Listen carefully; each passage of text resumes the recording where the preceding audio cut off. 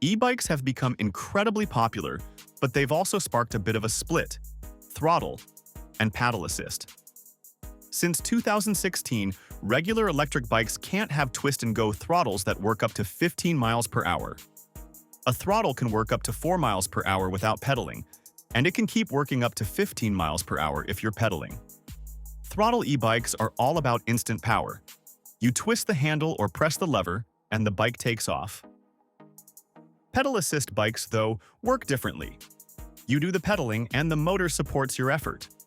Both have their perks, but if you look around, more people seem to be choosing pedal assist nowadays. So what's behind that shift? Why are riders and even brands moving away from throttle and embracing the pedal-powered feel instead?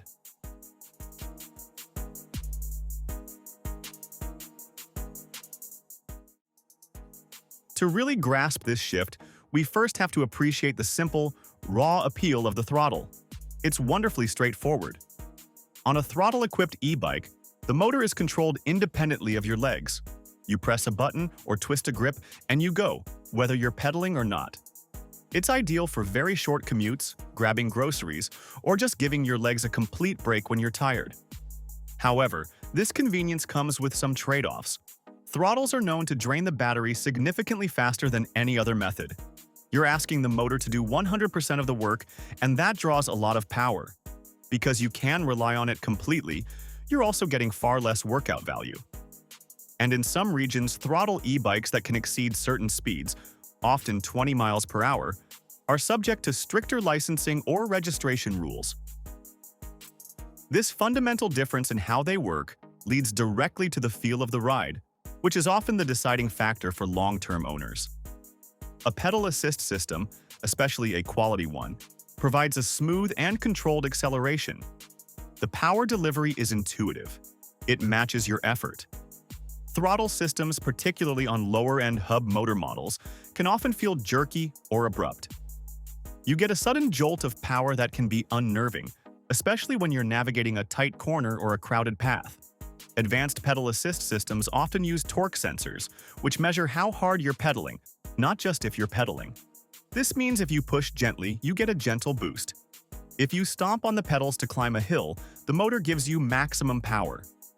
This proportionality gives you a more intuitive ride and actually improves traction control, since the power is delivered smoothly in relation to your effort rather than as an instant dump of watts that could spin the tire on loose gravel. That smooth proportional power delivery has another practical benefit: battery life. This is one of the biggest reasons for the market shift. A throttle is a power hog. When you hold it down, you are constantly putting a heavy strain on the motor and battery, drawing maximum amperage. In contrast, pedal assist is a partnership. Because you are contributing your own power, the motor only has to assist, not propel. Real-world tests consistently show that riders using pedal assist can extend their battery range by 20 to 40%, and sometimes even more, compared to relying on a throttle for the same ride. Over the long term, this means less overheating, less strain on the individual battery cells, and ultimately, fewer expensive battery replacement costs down the line. Now, beyond the ride and the range, there's a world of regulations that is arguably the biggest driver of this entire trend, especially in the United States. Most states have adopted a three-class system to figure out what an e-bike actually is. Class 1 is pedal assist only, with a motor that helps you up to 20 miles per hour. Class 2 has a throttle and also tops out at 20 miles per hour. And Class 3 is pedal assist only, but it can help you all the way up to 28 miles per hour.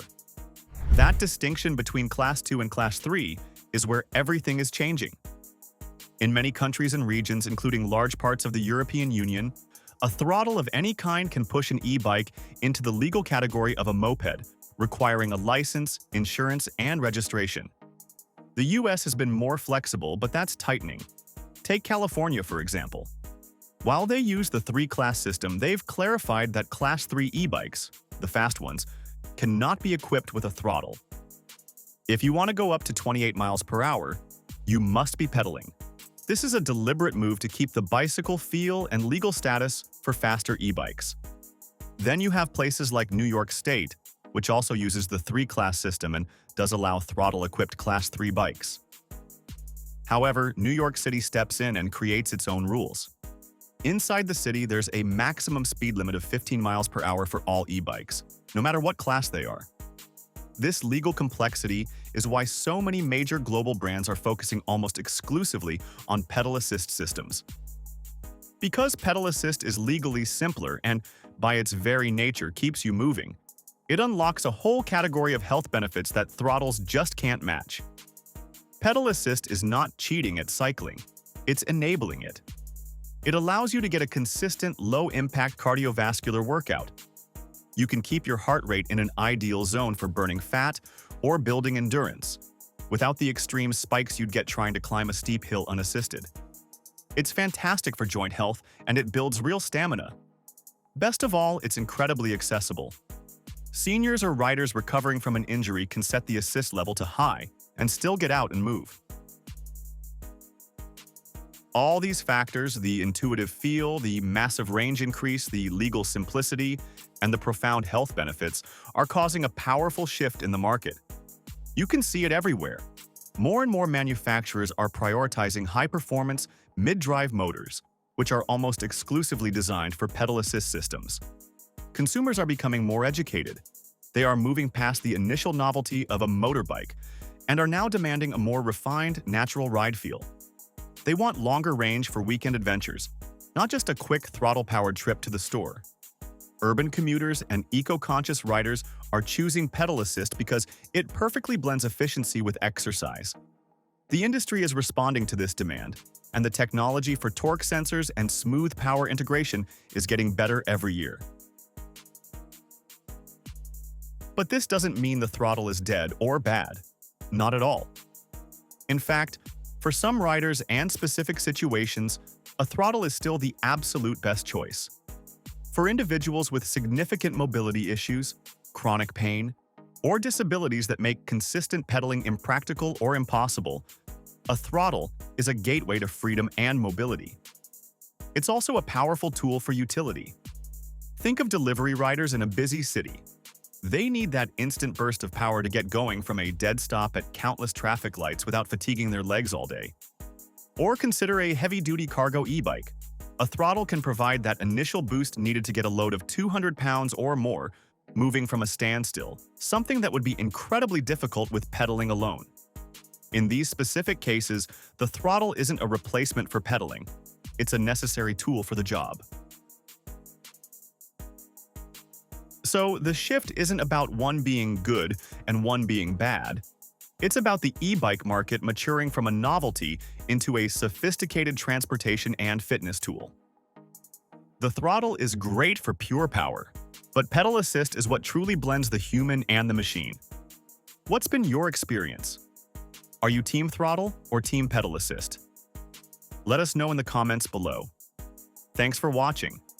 Don't forget to like, share, and subscribe to get more e-bike insights like this.